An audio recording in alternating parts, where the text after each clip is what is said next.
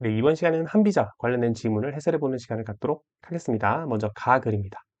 자, 한비자는 법치를 통해서 부국강병을 꾀했다라고 해서 법으로 통치하는 것을 중시했습니다. 그죠? 법치, 법으로 통치한다라는 내용이고요. 노자에 대한 해석을 바탕으로 자신의 법치 사상을 뒷받침했다라고 되어 있습니다. 그럼 어떻게 뒷받침했는지가 나와야겠죠? 자, 노자에서 도는 만물 생성의 근원이라고 봤어요. 모든 것을 만드는 근원이다 이렇게 본 거죠. 그래서 한비자도 그 생각을 그대로 가지고 와서 모든 것이 도의 영향을 받는다. 그래서 도를 제대로 행했느냐의 여부에 따라서 성패를 나눌 수 있다. 뭐 이렇게 이야기를 하고 있습니다. 모든 것이 도의 영향을 받으니까.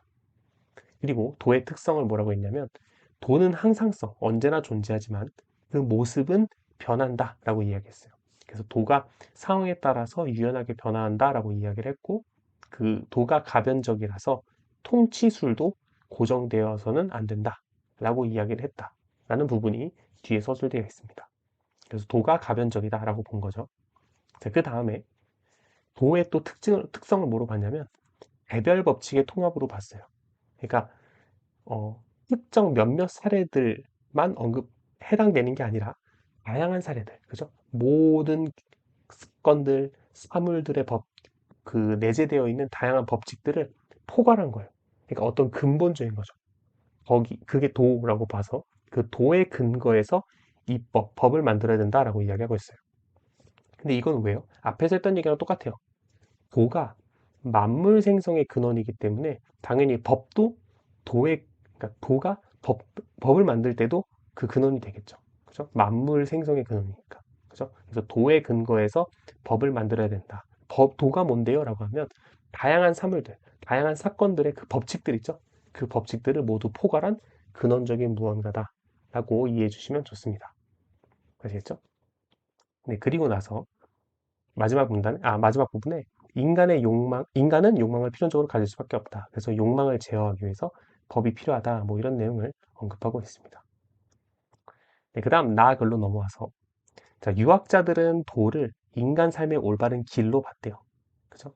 그리고 유학의 도를 기반으로 현상세계 너머의 근원으로서의 도가의 도라고 했으니까 도가에서의 도는 현상세계 너머의 어떤 근원적인 거죠.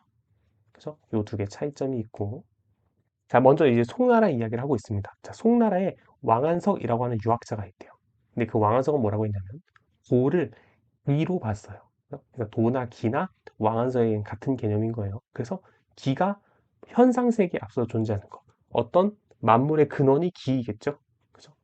근데 기가 시시각각 변화한대. 한비자랑 비슷하네. 그죠? 한비자도 도가 변한다 그랬는데 기가 변화한다는 얘기는 여기서 한비자랑 비슷한 관점이겠구나라는 걸 대충 유추할 수 있죠. 그죠?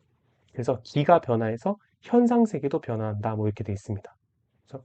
그리고 사회의 안정을 위해서는 인간의 적극적인 개입이 필요하다라고 이야기하고 있습니다.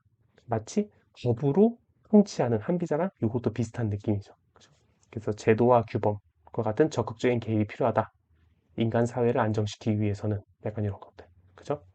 네, 그래서 이런 것들도 한비자랑 비슷하다라고 생각해 주시면 되겠고. 자, 현실 사회의 변화에 따라서 새롭게 해야 된다.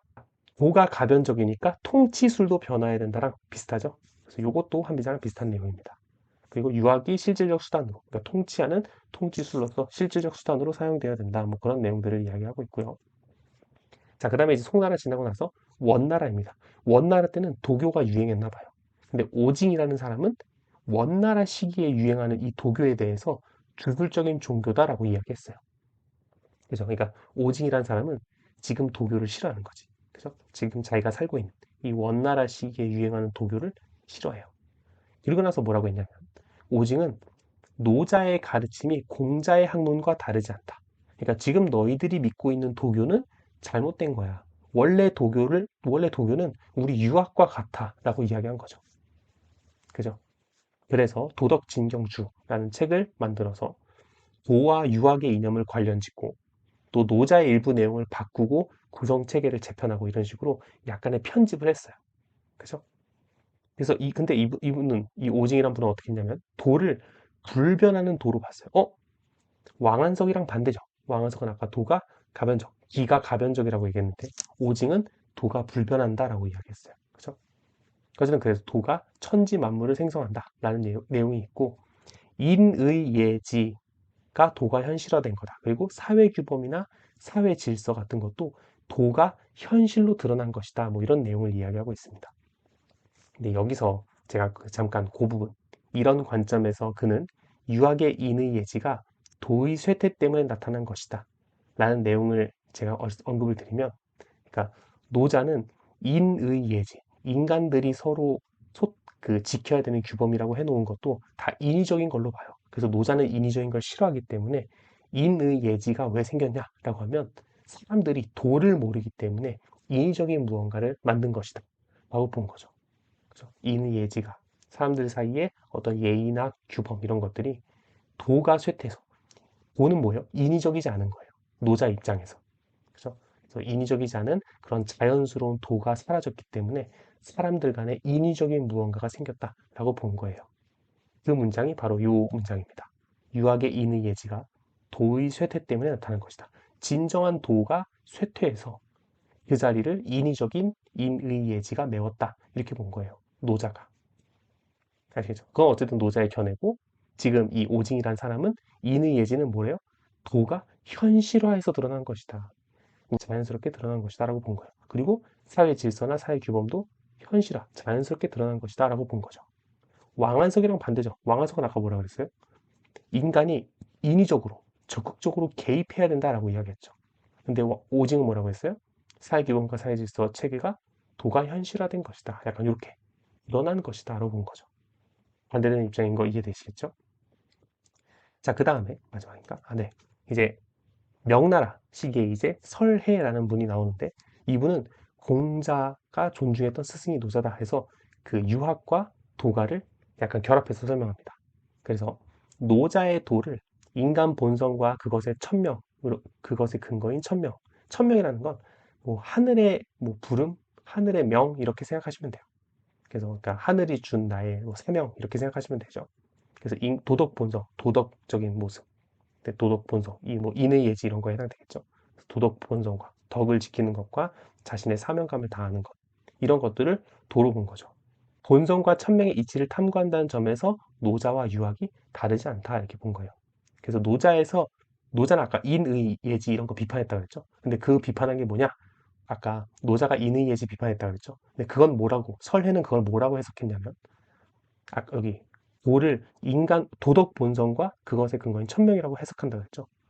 설해가 노자의 도를, 그죠? 그래서 도덕을 근본으로 삼게 하기 위해서, 즉 도덕 본성과 그것의 천명으로 자신의 뭐 삶의 철학을 세울 수 있게 하기 위해서 노자가 인의예지를 비판한 거다, 인의를 비판한 거다라고 본 거예요.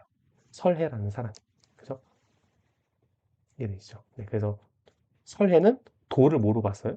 인간의 도덕 본성, 도덕적인 어떤 모습과 그것의 근거인 천명, 하늘의 명, 뭐 이렇게 명령이라고 생각하시면 되겠습니다. 그죠? 그게 이제 설해의 사상입니다.